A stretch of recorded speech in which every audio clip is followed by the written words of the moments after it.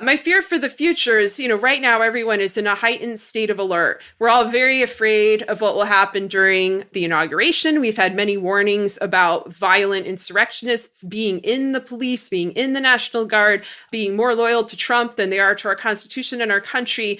If everything goes fine, I think there's going to possibly be a reversion into denial. And I fear that. I fear that abdication of vigilance and that it'll bring us right back to where we were. Because, when I started out the show talking about trauma, one thing that is likely to happen is people will want to forget because we've all endured just tremendous horror, whether it's witnessing the horror and feeling empathy for the victims, for example, the kids and families split apart at the border and tortured and held in cages, or whether it's things we experienced personally, like being brigaded with death threats, like being plunged into poverty, as many Americans were after coronavirus, or losing people to coronavirus, or just living in a constant state of fear. People will want to push that away. Like when you've lived through a very deep trauma, that's what happens. That's what post-traumatic stress syndrome is. It's the emergence of that trauma in unexpected ways that it does control your life